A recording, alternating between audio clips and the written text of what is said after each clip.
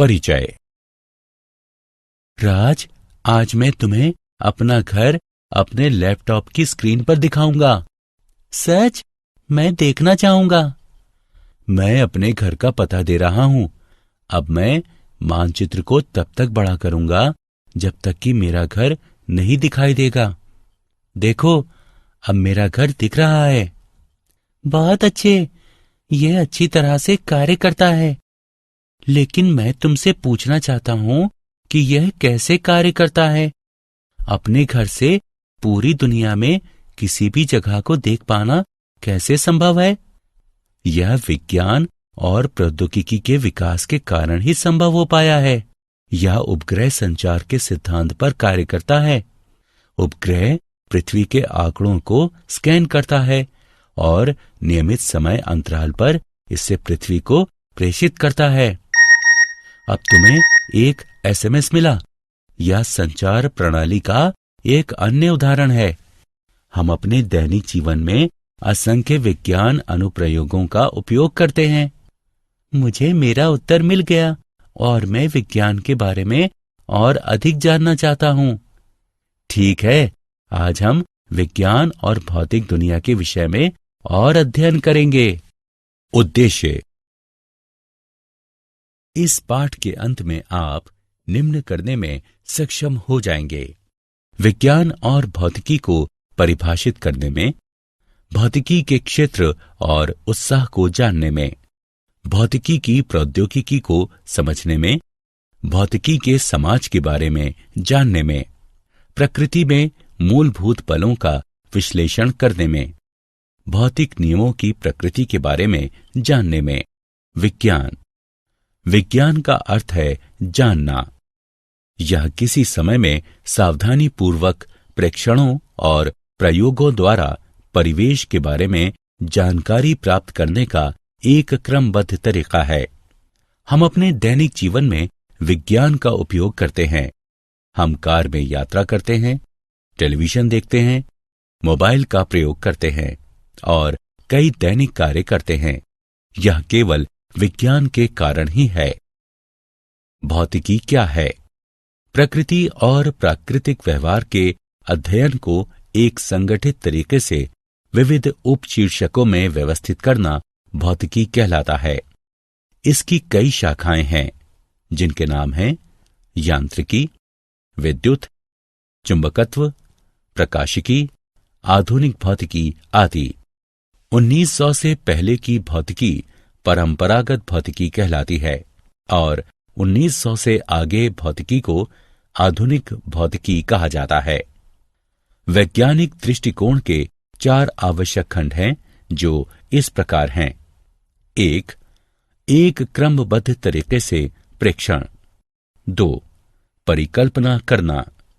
3 परिकल्पना का विश्लेषण करना। 4 प्रस्तावित सिद्धांत को संशोधित करना। यह दृष्टिकोण सदैव समस्याओं को वैज्ञानिक तरीके से हल करता है। भौतिकी का क्षेत्र एवं उत्साह। किसी व्यक्ति के चलने से लेकर हजारों किलोमीटर दूर संप्रेषण तक भौतिकी का बहुत व्यापक क्षेत्र है। सामान्यतः भौतिकी को 2 भागों में विभक्त किया गया है: स्थूलदर्शीय। स्थूलदर्शीय पैमाना लंबाई का वो पैमाना है जिस पर वस्तुओं या प्रक्रियाओं का आकार ऐसा होता है जो नग्न आंखों द्वारा माप योग्य और अवलोकन योग्य होती हैं। सूक्ष्मदर्शीय। सूक्ष्मदर्शीय पैमाना आकार या लंबाई का वह पैमाना होता है जिसका उपयोग ऐसी वस्तुओं की व्याख्या करने के लिए किया जाता है जिन्हें नग्न आंखों द्वारा आसानी से देखा नहीं जा सकता और जिन्हें स्पष्ट रूप से देखने के लिए किसी लेंस या सूक्ष्मदर्शी की जरूरत होती है। भौतिकी ब्रह्मांड की पूर्ण समझ तक पहुंचने का प्रयास करती है। ये ऐसे मूल कणों का पता लगाने की कोशिश करती है जो उन द्रव्य बलों का निर्माण करते हैं जो ऊर्जा के व्यवहार और विविध रूपों को निर्देशित करते हैं। भौतिकी की प्रौद्योगिकी। नाभिक और इसमें सन्निहित ऊर्जा का विचार हमें अपार ऊर्जा उत्पन्न करने में सक्षम बनाती है। डिजिटल तकनीक के अध्ययन ने हमें एक कंप्यूटर बनाने में सक्षम बनाया जो कम समय में प्रक्रिया करता है। कर्नाट द्वारा सैद्धांतिक चक्रीय उत्क्रमणीय प्रक्रिया के विकास से हमें एक इंजन, रेफ्रिजरेटर, एयर कंडीशनर आदि को समझने का मौका मिला। विद्युत चुंबकत्व तरंगों और संचरण के अध्ययन ने संचार प्रणाली को डिजाइन करने में हमारी सहायता की। उपग्रहों के प्रक्षेपण से हम संपदा के बारे में जानने के लिए पृथ्वी की परतों को समझने में समर्थ हुए और संचार सुविधाओं को उन्नत करने के अतिरिक्त अपने सौर परिवार से आगे जाने में सफल हुए। भौतिकी का समाज। भौतिकी आधारित तकनीक के द्वारा हमारे समाज को बहुत अधिक लाभ मिला है।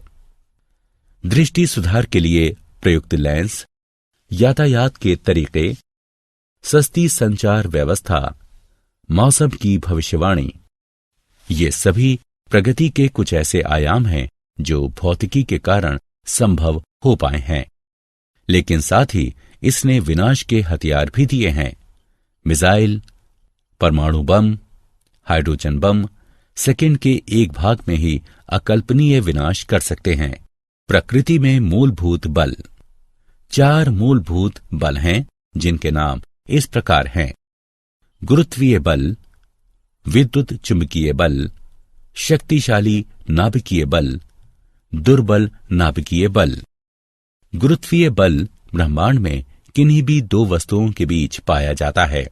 न्यूटन के अनुसार परस्पर आकर्षण बल द्रव्यमानों के गुणनफल के अनुक्रमानुपाती होता है और बीच की दूरी के वर्ग व्युत्क्रमानुपाती होता है। यह स्थूलदर्शी स्तर पर अहम भूमिका निभाता है और सभी बलों में सबसे दुर्बल होता है। विद्युत चुंबकीय बल आवेशों के एक युग्म के मध्य होता है। विद्युत और चुंबकीय बल अलग अलग नहीं होते।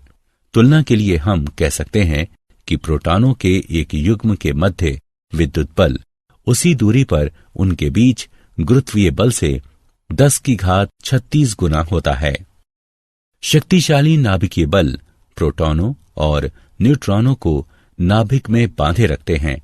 यह सबसे शक्तिशाली बल होता है और प्रकृति में विद्युत चुंबकीय बल से 100 गुना होता है। दुर्बल नाभिकीय बल कुछ अन्योन्य क्रियाओं जैसे बीटा क्षय में पाए जाते हैं और यह 10⁻⁻15 मीटर की कोटि तक की दूरियों में पाया जाता है। भौतिक नियमों की प्रकृति। विभिन्न बलों शासित किसी भी भौतिक व्यवहार में कुछ राशियां समय के साथ बदल सकती हैं, जबकि कुछ भौतिक राशियां समय के साथ नियत रहती हैं। ये राशियां प्रकृति की संदक्षी राशियां हैं। द्रव्यमान, आवेश, संवेग, ऊर्जा चक्र और दूसरी क्वांटम संख्याएं ब्रह्मांड में होने वाली घटनाओं को शासित करती हैं। ऊर्जा संरक्षण का नियम विविध रूपों में पाया जाता है। उदाहरण के लिए आइंस्टीन की द्रव्यमान ऊर्जा तुल्यता की अवधारणा और बंधन ऊर्जा के लिए उत्तरदायी द्रव्यमान क्षति ये पुष्टि करती है कि द्रव्यमान ऊर्जा का एक अन्य रूप है और संरक्षित रहता है। क्या आप जानते हैं 1984 में लॉर्ड केल्विन ने पूर्वानुमान लगाया कि रेडियो का कोई भविष्य नहीं है। उन्होंने यह पूर्वानुमान भी किया कि वायु से भारी उड़ने वाली मशीनें असंभव हैं।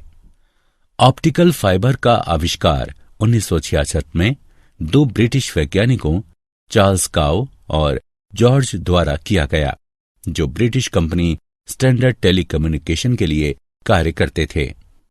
पर्दे पर किसी प्रतिबिंब का सबसे पहला प्रक्षेपण जर्मन पादरी ने किया था। 1646 में एथेनेसियस किर्चर ने हाथ से चित्रित प्रतिबिंबों को एक सफेद पर्दे पर एक मोमबत्ती या तेल की लैंप से प्रक्षेपित किया था।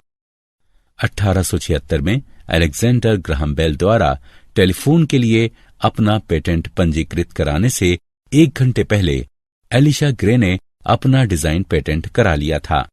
मुकदमे के वर्षों बाद पेटेंट बेल को मिला। सारांश।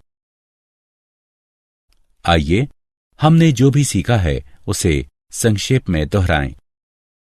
किसी समय में सावधानी पूर्वक प्रेक्षणों और प्रयोगों द्वारा परिवेश के बारे में जानकारी प्राप्त करने का एक क्रमबद्ध तरीका ही विज्ञान है। प्रकृति और प्राकृतिक व्यवहार के अध्ययन को एक संगठित तरीके से विविध उपशीर्षकों में व्यवस्थित करना भौतिकी कहलाता है।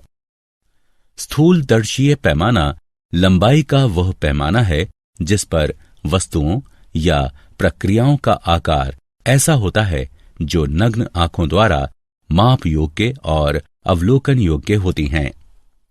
सूक्ष्मदर्शीय पैमाना आकार या लंबाई का वह पैमाना होता है जिसका उपयोग ऐसी वस्तुओं की व्याख्या करने के लिए किया जाता है जिन्हें नग्न आंखों द्वारा आसानी से देखा नहीं जा सकता और जिन्हें स्पष्ट रूप से देखने के लिए किसी लेंस या सूक्ष्मदर्शी की जरूरत होती है। गुरुत्वीय बल ब्रह्मांड में किन्हीं भी दो वस्तुओं के बीच पाया जाता है। विद्युत चुंबकीय बल आवेशों के एक युग्म के मध्य होता है। शक्तिशाली नाभिकीय बल प्रोटॉनों और न्यूट्रॉनों को नाभिक में बांधे रखते हैं। दुर्बल नाभिकीय बल कुछ अन्योन्य क्रियाओं जैसे बीटा क्षय में पाए जाते हैं। कुछ